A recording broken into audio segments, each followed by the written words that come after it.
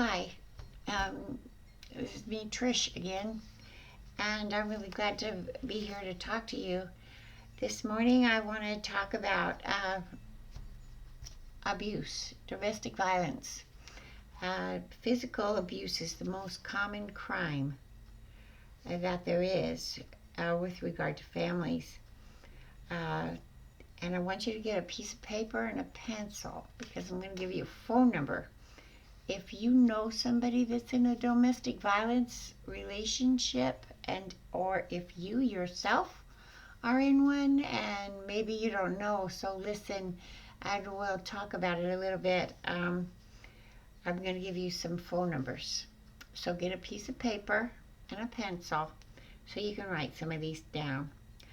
One person in every 20 seconds gets assaulted in their homes by a family member. I'm reading things off these little papers, so bear with me. When a person consistently aims to control their partner, either in a physical way, sexual way, or emotional way, that's called domestic violence. How to spot domestic violence? The first way is physical injuries. If you see somebody that's constantly has a black eye, or they're wearing sunglasses, or they're walking with a limp, or you notice an arm in a sling, or you just notice that there's a lot of times they're getting hurt and they've always got these flimsy, silly ass excuses, then you might want to be concerned. If they wear long sleeves in the summertime, that could be an indicator. We mentioned sunglasses, especially if they're wearing sunglasses indoors or on a cloudy day.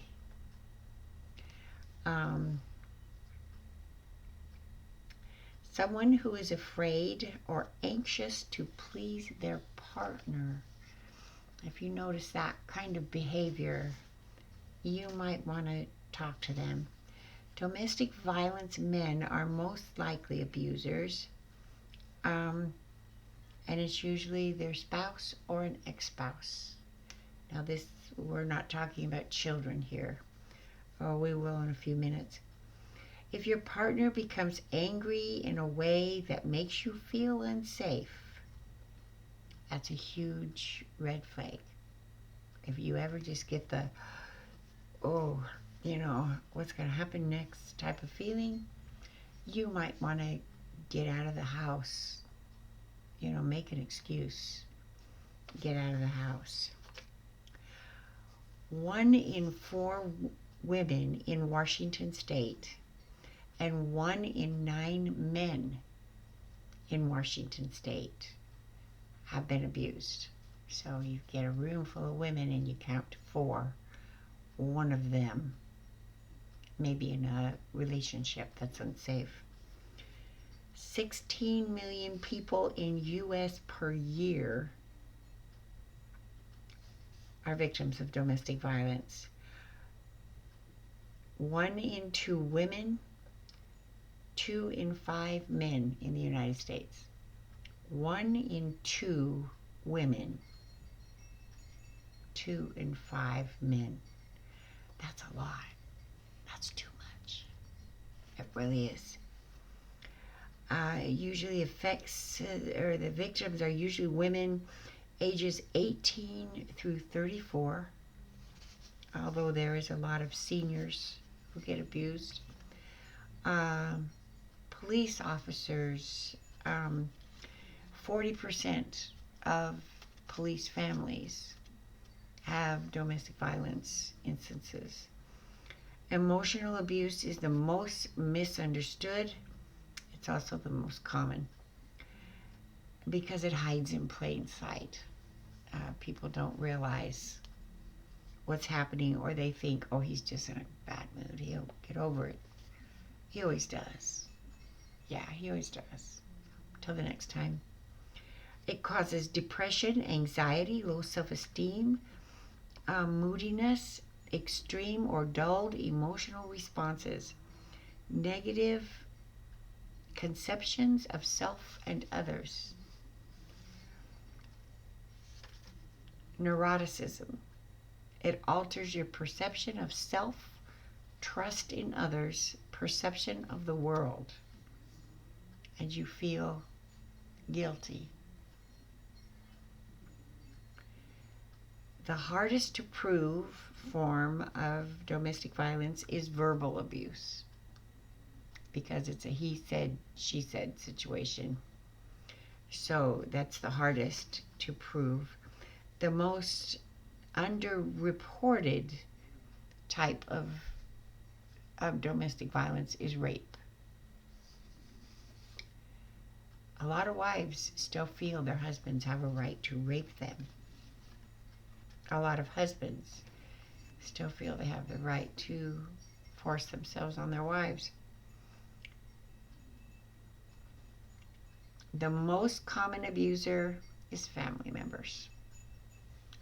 And these are staggering statistics. These are frighteningly staggering statistics, and they're wrong. I mean, not incorrect wrong, but not okay wrong. I don't know what we can do besides pray for the world as it's going through this horrible plague. Horrible, detestable plague. Now I have some phone numbers. The first one is an 800 number. And so have your pencil and paper and write down 800 799 7233. Again, that's 800 799 7233. The next phone number is 773 278 4566. Now, calling these numbers will get you some help.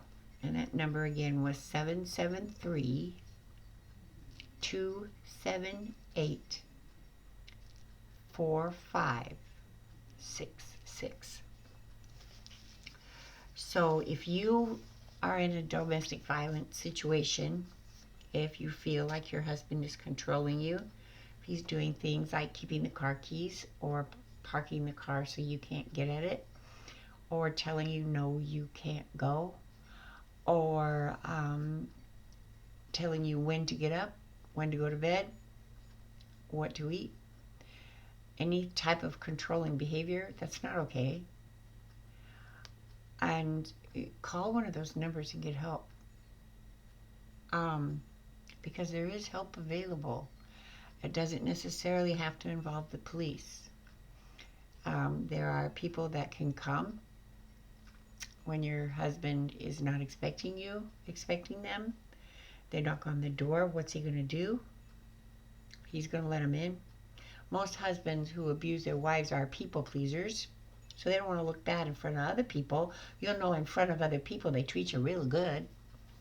It's only when you're alone with them that the mask comes off and they turn into these, or if something happens they don't like, or they have a bad day at work, or they get too drunk. There's that blackout situation.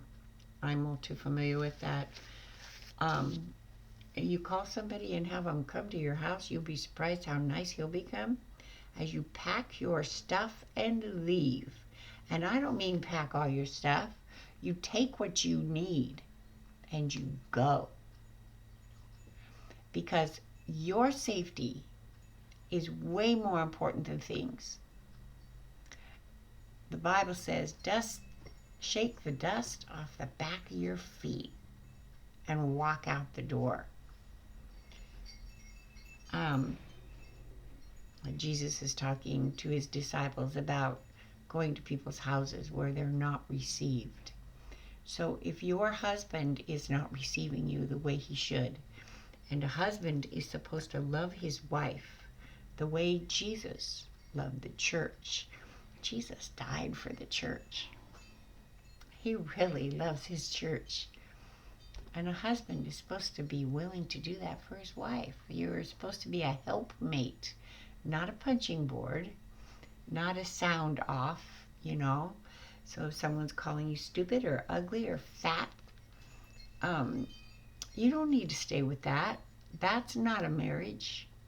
You need to go. And there's places you can go. There are domestic violence shelters all over the world that you could go to where he will not find you. And once you go there, stay gone. Don't go back. I don't care if he knocks on your door and you see tears running down his cheek and he tells you how sorry he is. Forgive him and shut the door. You don't have to stop loving him, but you can love him from a distance. You don't have to allow that kind of abuse. And let me tell you something. If it happens once, it's going to happen again.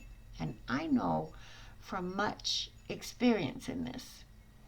As I told you, these videos are going to be about my life. My first husband was very controlling. Told me I couldn't go out in the front yard when he wasn't home. I couldn't take the kids to the park. I had to stay indoors or in the backyard where nobody could see me because he was insecure and afraid that I would, I guess, jump in some stranger's car and whisk away. If he's insecure like that, he needs help. Okay? You're not going to give it to him. Get out. You don't have to stay in a situation that you're not comfortable in just because you got up in church and made a vow. Marriage vows are very important, yes, but so are, your marriage vows are very important, but so are his. And if he violates them, it's not okay to stay. God doesn't want you to stay. He doesn't want you to be hurt by your husband. He doesn't want you to be hurt by your wife. He doesn't want you to be hurt by your big brother or sister. So, take care of yourself.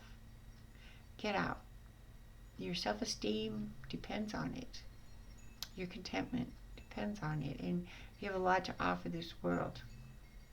Don't stay in a place where you're smudged down, where you're held under somebody's thumb. Literally. I have been in relationships and I believed, oh, I'm going to make this work. This is God's will and I just need to make it. Well, I need to make it work. It doesn't take two. Well, it does take two. And I'm responsible for my own happiness. You are responsible for your own happiness. You can't expect anybody else to make you happy. They can't do it. It's impossible. That's up to you.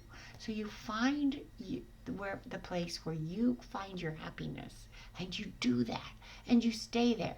And if he doesn't like it, tough. Okay? Because I'm quite sure he's got his happy spots. I'm quite sure he follows his desires to be happy. And that's fine. You allow that. If he doesn't allow you to do yours, it's not a match. It's not an equal yoking. You have to both be okay. Both of you have a right to that happiness. Both of you have a right to some peace. Both of you have a right to some contentment. One of the main things is to find a man who loves Jesus Christ. If you have that in common, you might have a chance. Because remember these statistics, 1 in 2. Ooh, that's 50-50.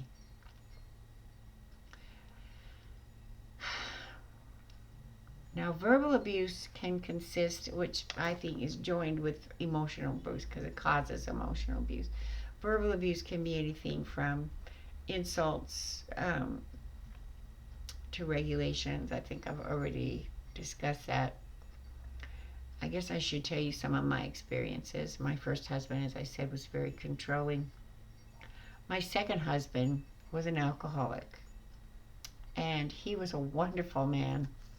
I loved him so much, and we used to sit up at night and laugh and sing old country songs. And I mean, it was great fun. And he was a terrific father to my children. And, but he would ever so often go out and get stinking drunk, come home in a blackout, not know who I even was, and start to wail on me. And he punched me with his fist like I was a full-grown man. And I mean, I had facial bones broken, my nose was broken a couple times, and I endured a lot of physical injury, black and blue marks all over the place. I remember one time, oh, by the way, don't ever go into the bathroom seeking refuge. You know, in a runaway, don't ever run away to the bathroom because it's a trap. You can't get out of the bathroom. Once you're in there, you're stuck. And I have bloodied many a bathroom with my second husband.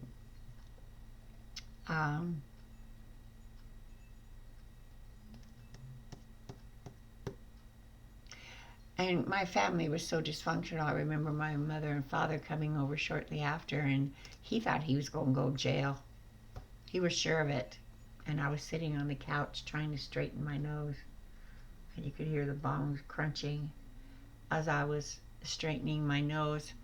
And my mother took her little fist and put it in my shoulder and said, you know, sometimes you can be hard to live with. Yeah. My parents didn't even stand up for me. And of course, he felt real bad. And didn't do it till the next time when he did it again. If you get hit once, leave. Leave. And don't go back. Don't call. Don't check on him. Give him to God and leave. It's the best thing you can do for him. If you love him, you'll leave him, because he needs to feel the full responsibility of his behavior and realize he needs to get help. And I'm not even going to say after years of counseling, leave him. Okay? Maybe he can start over with somebody else after he's learned his lesson, because he's just going to hurt you again. I promise. And every time it gets worse. He may start out punching you once, and then the next time it's pow, pow, pow, pow. And you know, women die from domestic violence all the time. I didn't look that statistic up to see how many women are killed from domestic violence attacks. If he hits you and you fall back and hit your head, you're dead. And I mean, he didn't mean to. He just hit you because you gave him permission. Because the first time he hit you, you stayed because you loved him. And if you think you can't live without him, you're wrong. You can. And a much better life, I promise. I promise you. I wish I had learned that lesson the first, second, third, fourth, fifth time. People say that women who stay in domestic violence relationships do so because they like it. I've never known a woman that likes being beat up. Never in my life. And I've seen a lot of different relationships where there's been violence. Never. I've been in domestic violence shelters. I've never heard a woman walk in and say, man, it sure feels good to be knocked around. I've never heard of that. Okay? It could exist, but I don't think so. Women who stay in domestic violence relationships have what they call learned helplessness, which means they believe that they can't live without this guy. They believe that they don't deserve any better of life. They believe that they're not worth it. They believe they can't live alone. And I promise you, you can.